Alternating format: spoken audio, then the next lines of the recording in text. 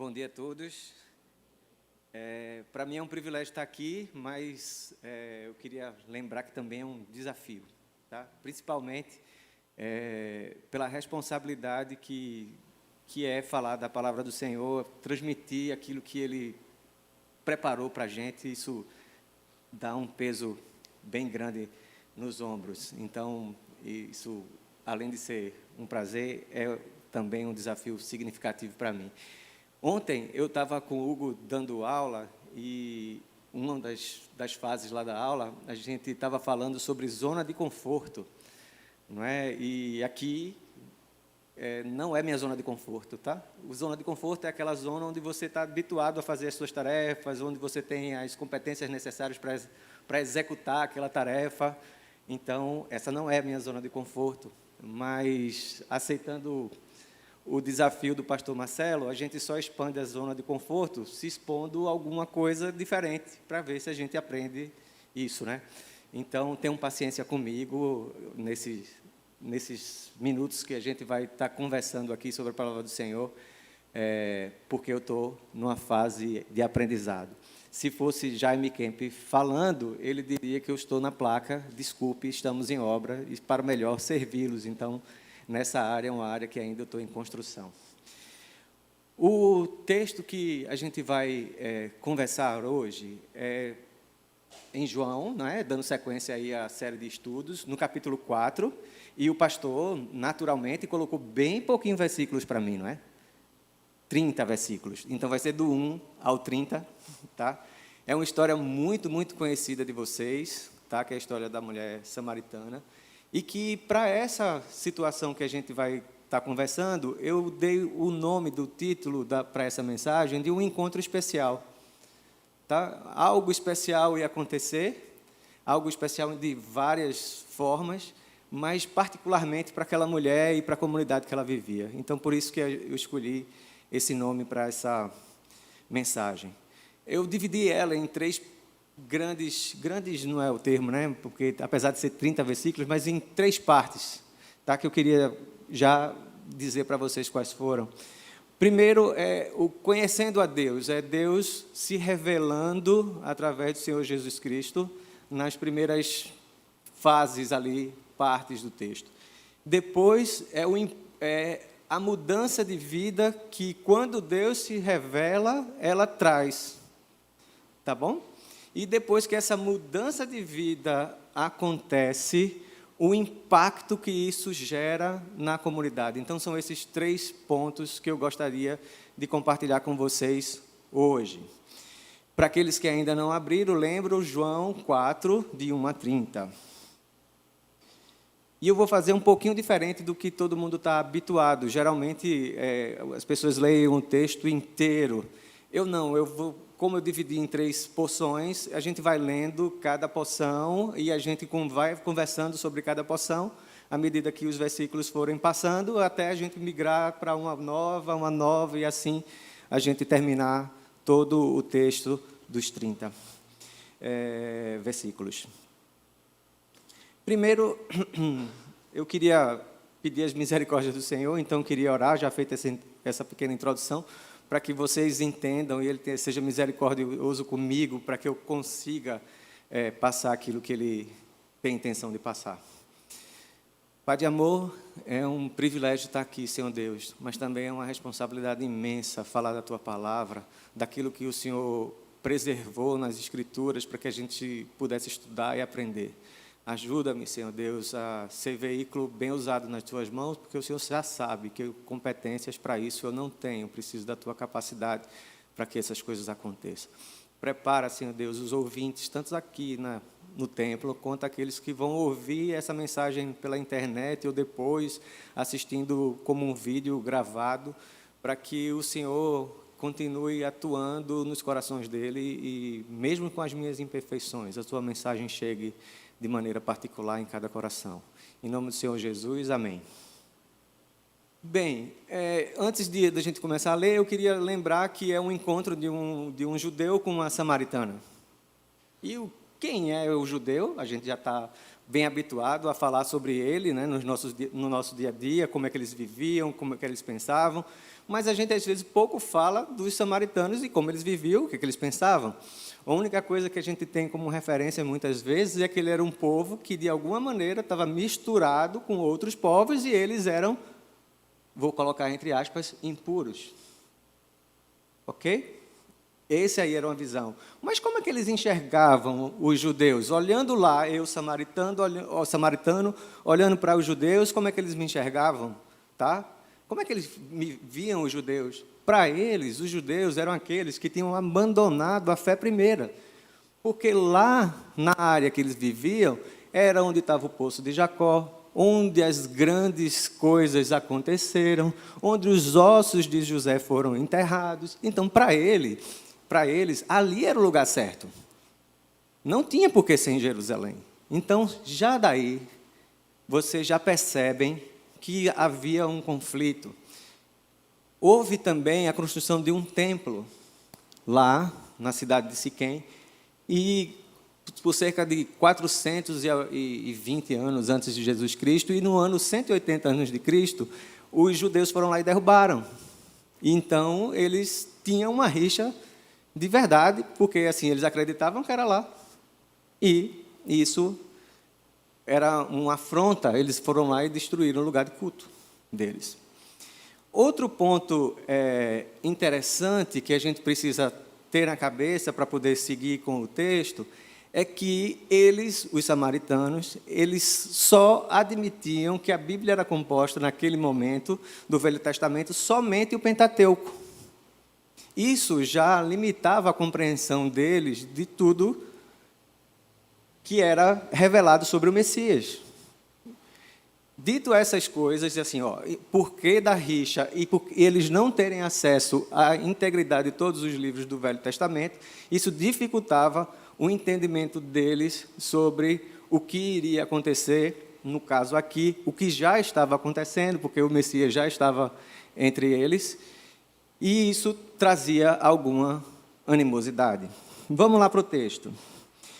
Eu geralmente leio na NVI, mas como a maioria de vocês usam a ARA, né, a Almeida Revista Atualizada, eu troquei aqui.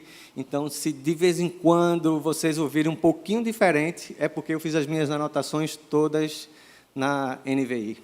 Ok? João 4, no versículo 1. Quando, pois, o Senhor veio a saber que os fariseus tinham ouvido dizer que ele, Jesus, fazia e batizava discípulos, mais que João, se bem que Jesus mesmo não batizava, e sim seus discípulos, deixou a Judéia, retirando-se outra vez para a Galiléia. Era necessário atravessar a província de Samaria. Vamos conversar sobre esses primeiros versículos, então. Onde é que Jesus estava?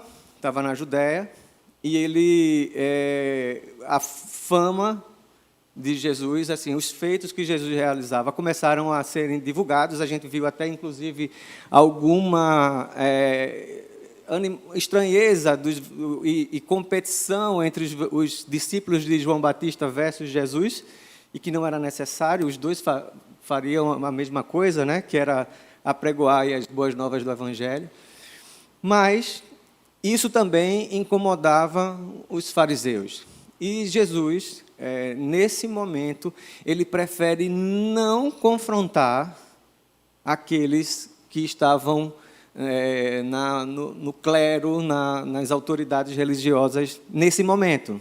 Em outras ocasiões, ele sim, ele enfrenta, ele discute, ele debate, ele mostra, ele ensina. Mas, nesse caso aqui, ele parece não querer esse tipo de confronto e ele resolve voltar para Galiléia.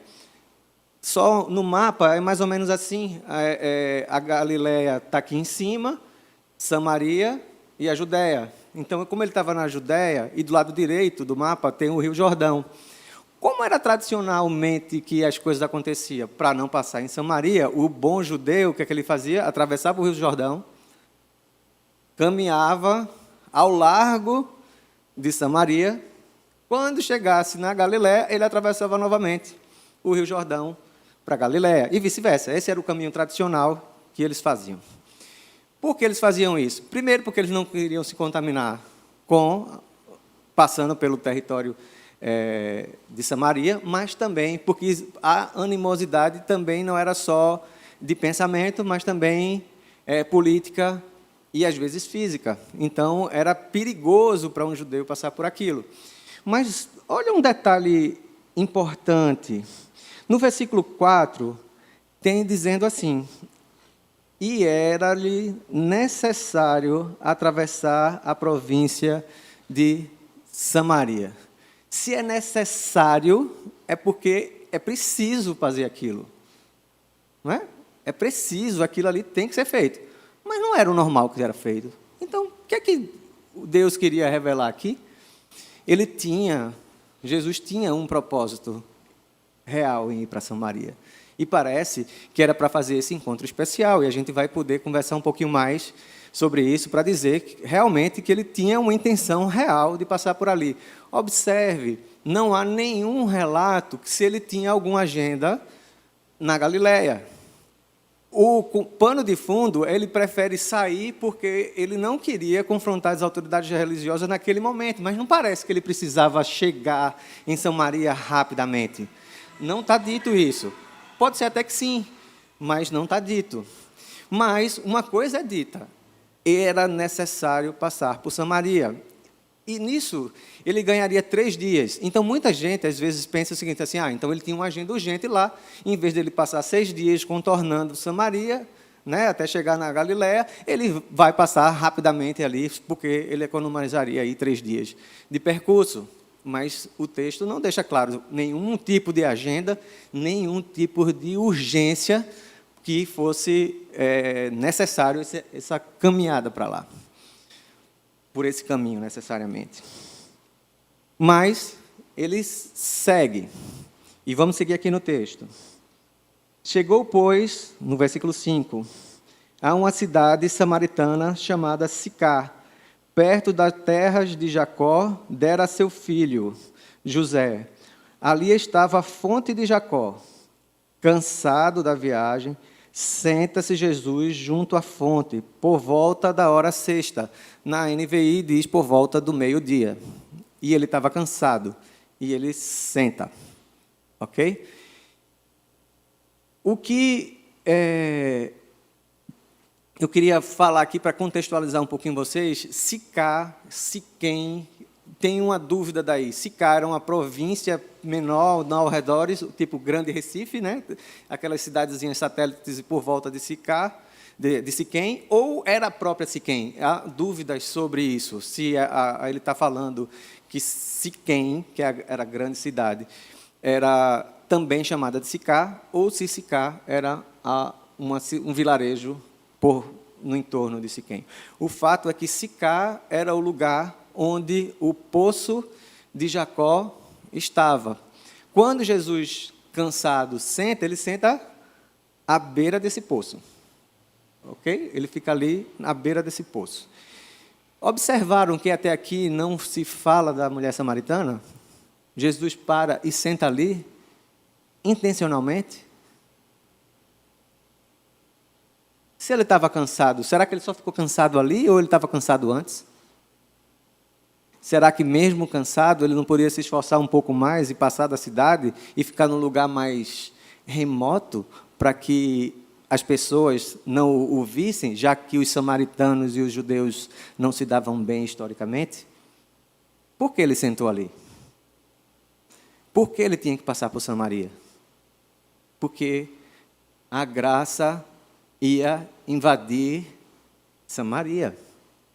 A graça estava chegando e sentada ao lado do poço de Jacó, ao lado da história dos judeus.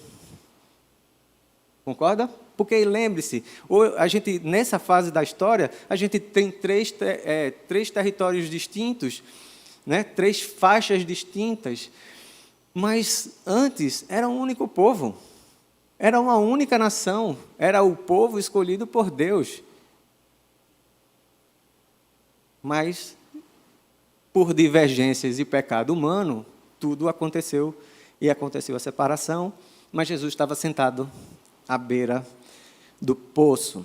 Eu também, olhando lá e fazendo minhas pesquisas, o poço tinha, alguns dizem 100 metros, mas eu procurei numa Bíblia que é exclusiva só para arqueologia, e ela diz que o poço tinha mais ou menos 42 metros de profundidade, e que existia depois que, passada aí a história de Jesus e um pouco mais, os visitantes jogavam seixos dentro do poço para executar pedidos, e o poço teve que ser limpo, né, de tanto seixo que tinha lá dentro. Ele foi sendo aterrado durante os anos, mas o poço ainda existe, e agora ele tem, sim, a profundidade de mais ou menos 42 metros.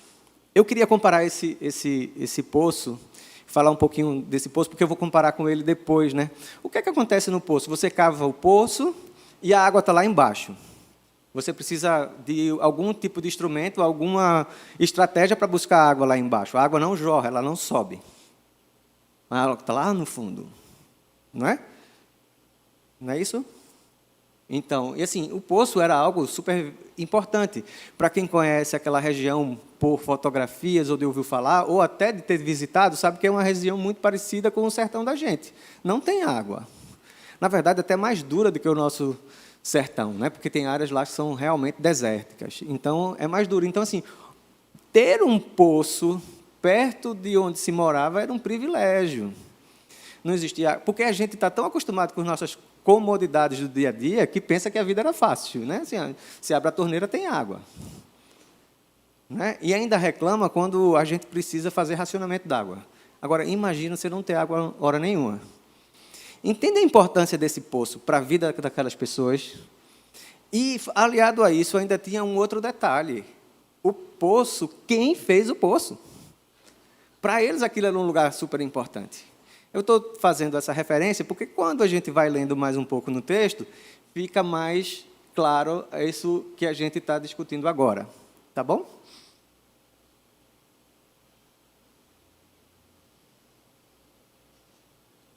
Ele chegou por volta de meio-dia, a gente já falou, e agora vai começar a história do encontro de verdade.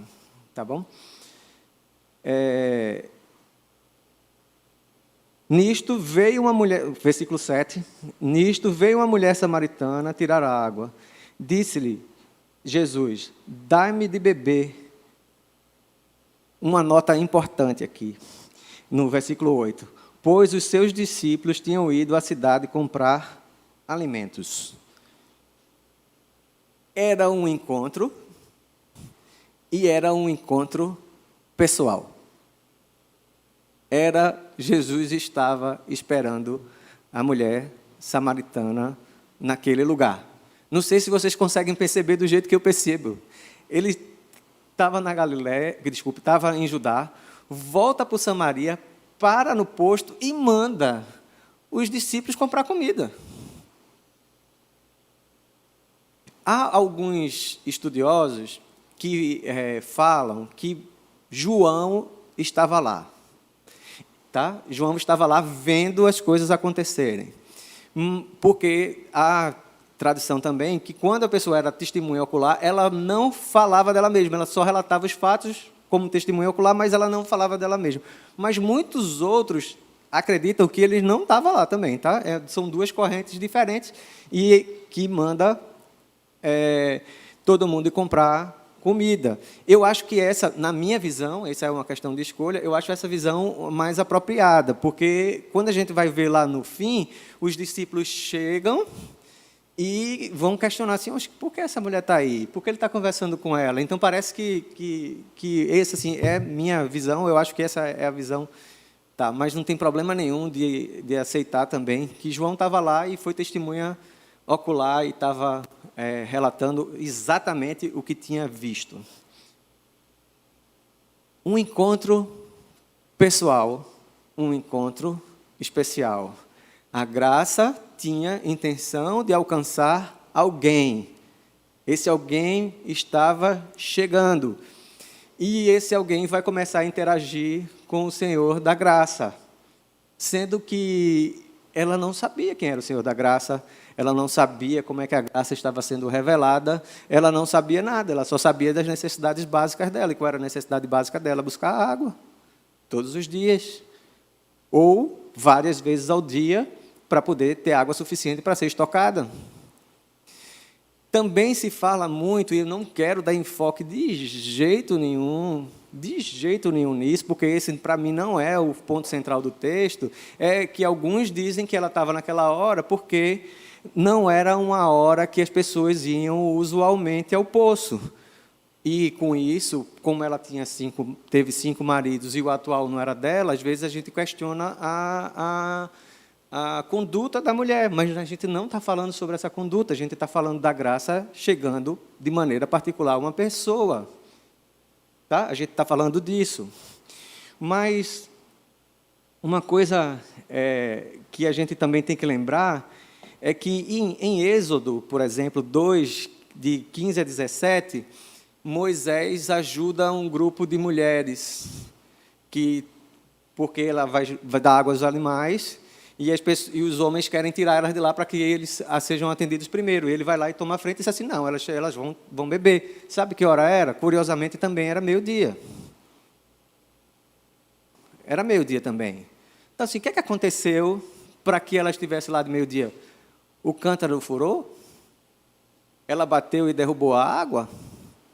Ela realmente ia escondido para ninguém se ver? Não sei. Não sei lhe dizer. O que eu sei é que esse momento foi preparado. Esse momento foi conduzido pelo próprio Deus para que acontecesse. Tá? Vamos mais para frente um pouquinho. No versículo 9. Então lhe disse a mulher samaritana, como sendo tu judeu, pedes de beber água a mim, que sou mulher samaritana? Aí tem aqui entre parênteses, né, porque os judeus não se davam com samaritanos. Em algumas outras traduções é assim, que não comem em pratos de samaritano. Tá? Que não são, outras também que não se dão bem com os samaritanos. O que acontece aqui? O judeu não usava nenhum tipo de utensílio de samaritano, porque ele se consideraria impuro a partir daquele momento, e ele precisava do ritual todinho para se purificar. Ok? Então, assim, não era uma mulher que não conhecia as tradições, percebe que ela conhece? Ela conhece. E ela, olha assim, ó, alguma coisa estranha está acontecendo. Muito provavelmente, o sotaque de Jesus pode ter denunciado ele, a vestimenta que Jesus estava usando pode ter denunciado ele. Ou seja, alguma coisa era visível ou audível, a ponto que ela rapidamente identificou que ele era judeu e não era samaritano. Dito isso, desse problema que os judeus dizem assim, ó, isso não... E a gente também vai entender um pouquinho lá mais na frente, quando os discípulos não entendem por que ele está conversando com ela. Tipo assim, poxa, se ele conversou com ela, ou pegou, ou tomou, ele vai estar impuro. Aí Jesus começa a se revelar. Lembra que o primeiro bloco que a gente está conversando é conhecendo o dom de Deus, é Deus se revelando, né? Ele começa a se revelar de verdade a partir de aqui. Naturalmente, a gente lê na história, vê a intenção dele do encontro com a mulher e a soberania dele, né? Porque a mulher acabou lá. Mas agora ele começa a dizer para ela, começa a trabalhar, dizendo quem ele é. Ele começa a querer se revelar. E aí Jesus, no versículo 10, diz assim, replicou-lhe Jesus, se conheceras o dom de Deus, e quem é que te pede, dá-me de beber, tu lhes pediria a ele que te daria água viva. Respondeu-lhe ela, Senhor, tu não tens como tirar água, e o poço é fundo. Onde, pois, tens água viva? És tu, porventura, maior do que Jacó, o nosso pai, que nos deu esse poço, do qual ele mesmo bebeu, e bem assim seus filhos e seu gado? Mais uma vez, ela mostra que ela conhecia as tradições de Samaria. E isso aí deixa ela mais distante. Ela ainda é resistente ao fato de um judeu estar conversando com ela. Mas ela se interessa pelo assunto. Né? Ela vai se interessar pelo assunto. Porque ela vai, na sequência da história, ela vai pedir a água, mas ainda não chegou esse momento, mas ela vai pedir, ela começa a se interessar. E ela, na resistência dela, ela pensa que Jesus está falando de que água? A água do poço, que quem deixara o poço? Um dos patriarcas lá. Está lá. Então, assim, cara, esse não é um poço qualquer, amigo. Esse é um poço. Você não tem os instrumentos, né? E você não é maior de quem fez o poço. Não é assim? Esse era o pensamento dela. E ela ainda está focada, de tipo assim, você é judeu, eu sou samaritana. Esse lugar é o lugar onde a história acontece, é o lugar de adoração. A gente vai ver um pouco mais para frente isso. Esse é o lugar. Então, assim, você, onde é que você vai arrumar? Você é maior do que quem fez esse poço? Ela estava bem vinculada aí às suas tradições, à sua religiosidade, que a gente não pode saber se ela praticava ou não, mas ela estava presa a isso e o texto mostra isso. Além disso, ela imaginava que era uma água física, a água que poderia sair do poço, e não era dessa água que Jesus estava falando. Mas vamos dar uma sequência um pouco melhor. Afirmou-lhe Jesus, quem beber desta água, ele começa a diferenciar a água que ele está falando, e, na verdade, ele começa a se mostrar, né, mais ainda, que assim, quem beber desta água, tornará a ter sede. Aquele, porém, que beber da água que eu lhe der, nunca mais terá sede. Pelo contrário, a água que eu lhe der será nele uma fonte a jorrar para a vida eterna. Lembra que eu falei sobre o poço? A gente tinha que buscar água lá embaixo. Não é? A gente tinha que pegar a água. Agora Jesus fala, já começando a diferenciar, que esse tipo de água ia jorrar, ia transbordar, ia aparecer. Você não ia ter que cavar lá para buscar, ela ia transbordar. E ele começa também a dizer assim, eu não estou falando da água que você está pegando. Não é disso que eu estou falando. Eu estou falando de um outro tipo de água, de um outro tipo de situação, que não tem nada a ver com poço, que no poço você vai buscar, aqui você vai jorrar. Mas ela ainda parece insistir no ponto de que, assim, rapaz, é água. Água é água. Ela ainda estava presa àquilo que ela fazia todos os dias, ou em dias alternados, ninguém sabe, que era buscar água, e ela sabia a importância que essa água tinha no dia a dia dela, que a gente falou que era uma região desértica. Tá bom? Disse-lhe a mulher, no versículo 15, Senhor, dá-me dessa água para que eu não mais tenha sede, nem precise vir buscar lá. Ela pensa que é água física. Uma água física diferente, mas uma água física. Alguns dizem, não vir mais buscá-la era porque ela não passaria mais vergonha.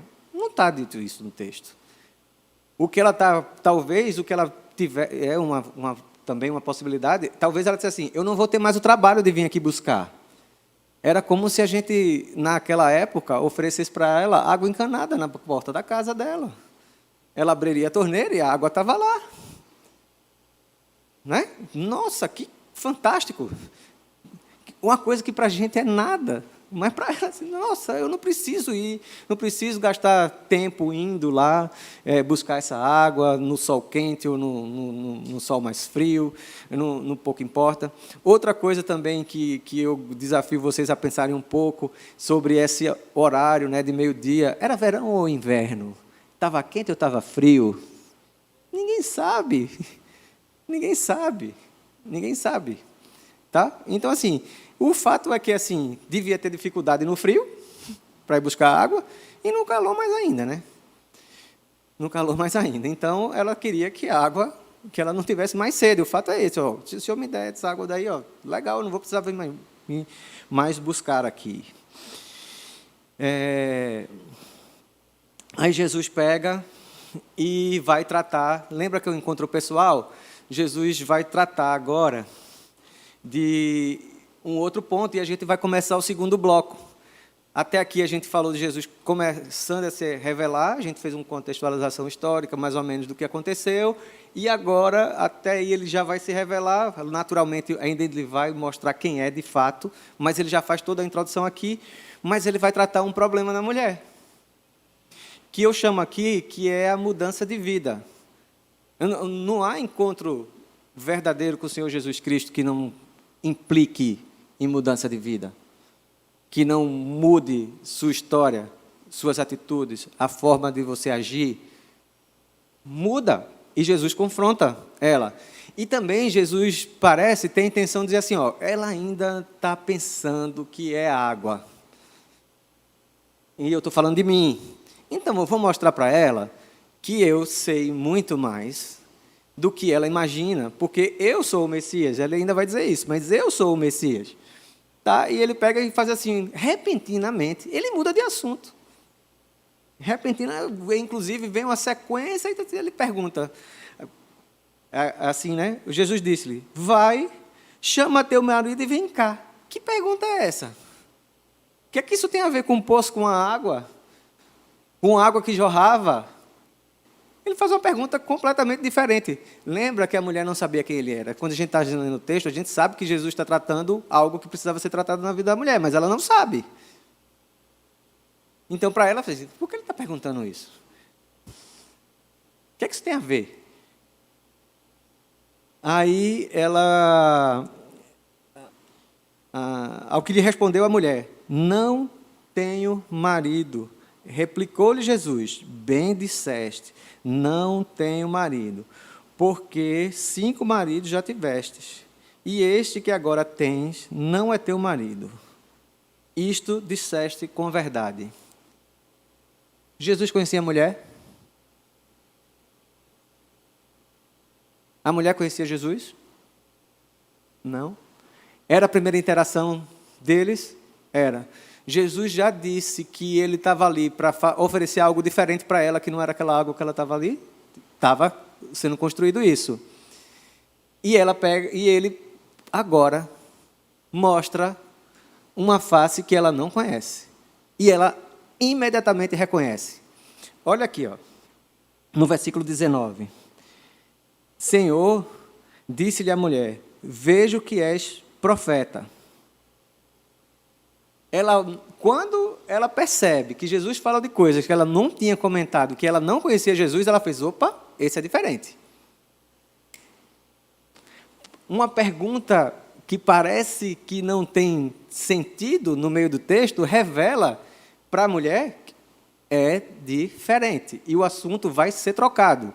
A gente não vai mais falar sobre água e poço, e a gente agora vai inclinar o assunto para o lugar de adoração. E ela segue no versículo 20. Nossos pais adoravam neste monte. Vós, entretanto, dizeis que em Jerusalém é o lugar onde se deve adorar. Ela volta a estar agarrada com as tradições. Agarrada com o que ela entendia que era certo, que era adorar em Samaria. Está vendo? Ela fez assim, ó, o senhor está dizendo que adora lá. Ela já reconheceu que ele é profeta. E como ele reconheceu que era profeta, ela fez assim, ó, mas você diz que é para adorar lá, e eu digo que é para adorar aqui.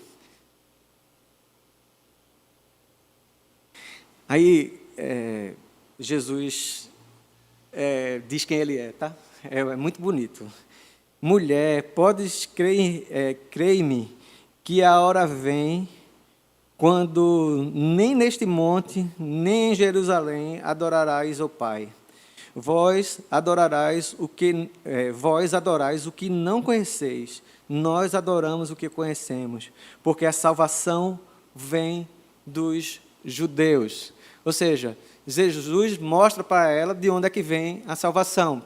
Os samaritanos também esperavam o Messias, tá? Do mesmo jeito que os judeus esperavam. Esperava, sim, o Messias. E ele diz de onde que o Messias vem. Né? Ele fala assim, ó, porque a salvação vem dos judeus. Jesus era o judeu que estava na frente dela. Olha as coisas começando a funilar para dizer assim, ó, olha, sou eu. O Messias sou eu. vai chegar aqui, né? Mas vem a hora, e já chegou, porque ele já estava ali na frente dela, que os verdadeiros adoradores adorarão ao Pai em espírito e em verdade, porque são estes o que o Pai procura para seus adoradores. Deus é espírito e importa que os seus adoradores o adorem em espírito e em verdade. Jesus derruba 2 argumentos. O argumento que era para adorar em Jerusalém e o argumento que era para adorar no Monte Siquém.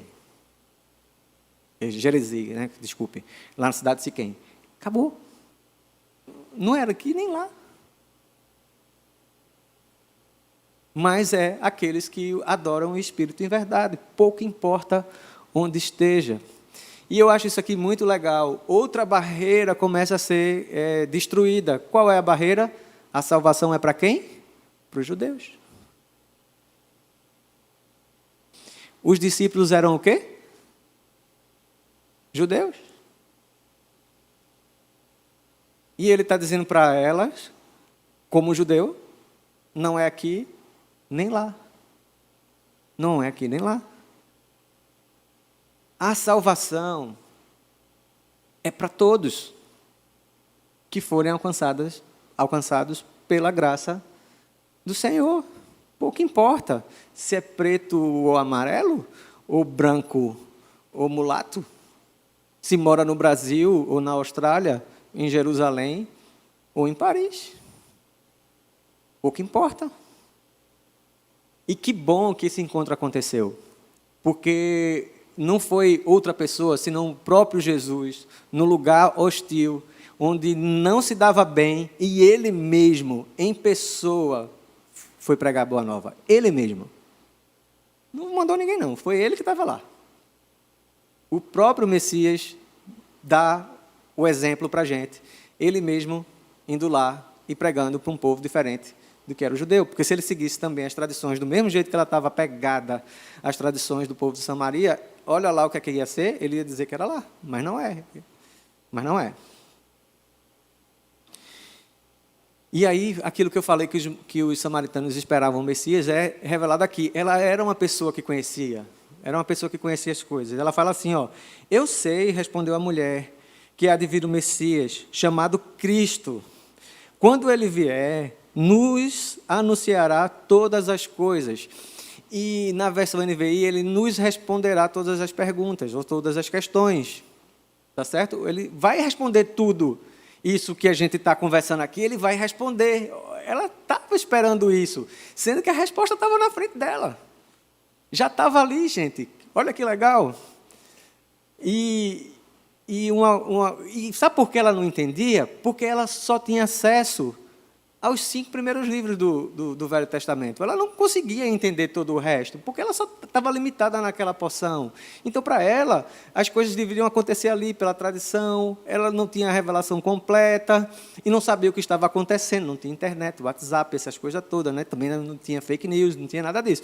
Mas o negócio era ali, corpo a corpo. Então, era para ela, tudo que existia era aquilo que existia ali aos arredores de Siquém. Mas ela sabia que o Messias viria. Ela só não sabia, até agora, que o Messias estava na frente dela. Ela só não sabia isso. Aí,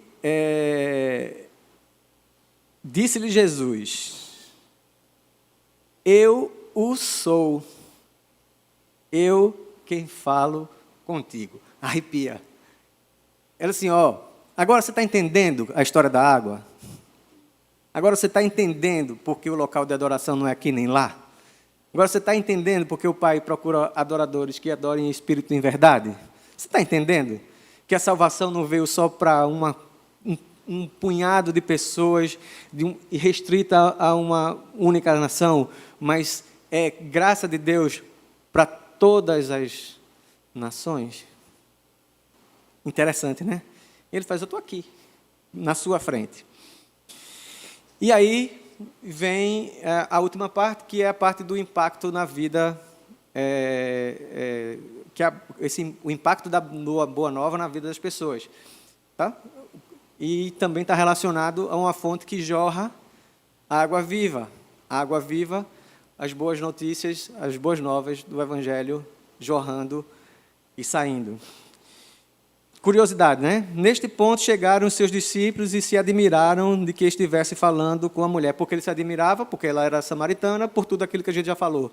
É um povo impuro, é um povo hostil, é um povo que, se a gente tocar nos utensílios, a gente vai precisar se repurificar, tudo isso. Então, eles já acharam estranhos.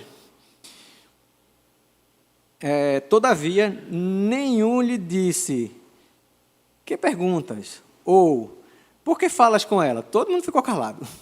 Todo mundo olhou e ficou quieto, sem perguntar nada. Quando a mulher deixou o cântaro, aí é a mudança de vida. Qual era a atividade mais importante do dia para a mulher? Buscar a água. Era isso. Porque a gente já falou, não vou ser repetitivo. Era a água que ela foi buscar. E o que é que ela deixa? O cântaro. A água estava dentro do cântaro. Ela deixou lá a principal atividade do dia dela para fazer uma outra coisa. Deixa eu só me achar aqui. Chegaram os discípulos, todavia nenhum deles lhe perguntou nada. Quando a mulher deixou o seu cântaro, foi à cidade e disse àqueles homens, vinde comigo e vede um homem que me disse tudo quanto tenho feito. Será este, porventura, o Cristo? E aqui tem uma interrogação e uma exclamação. É uma pergunta ou uma afirmação? Saíram, pois, da cidade e vieram ter com ele. E aqui é a parte que eu acho que é o impacto da Boa Nova. Primeiro, a gente viu que Jesus se revelou como sendo o Messias. Ele revela-se para ela e diz que, uma vez ela experimentando isso, ela vai poder adorar em qualquer lugar, desde que ela adore em espírito e em verdade. Os discípulos vêm, vê aquilo, se surpreendem, tanto se surpreende, porque passa na cabeça, eles só não verbalizam, né? Mas assim, por que ele está falando com ela? E ela deixa a principal atividade do dia, agora, para correr para a cidade e contar para todo mundo o que tinha acontecido com ela. O impacto da Boa Nova, de um encontro especial na vida da pessoa, é esse. A salvação chega em Samaria por causa de um encontro especial. E eu gosto muito do versículo 30, né? Saíram, pois, da cidade e vieram ter com ele. Ou seja, as pessoas vieram agora para a fonte que jorrava água viva. A mulher entendeu. E ela não teve medo. E aí eu estou lembrando das duas teorias. Ela sendo ou não uma mulher bem aceita ou não aceita na sociedade lá, o fato é que ela, ao falar a Boa Nova, as pessoas queriam conhecer a fonte da Boa Nova, queriam conhecer aquele que era o Messias, ela foi lá. E aí eu vou aproveitar um texto que foi até o pastor Marcelo que leu hoje, está ali escondido, que de Isaías 1,18. Vocês podem abrir, por favor?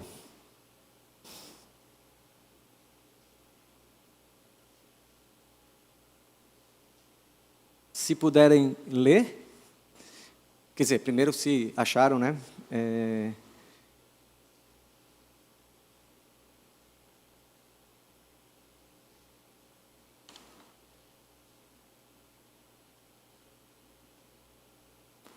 Conseguiram achar? Podem ler?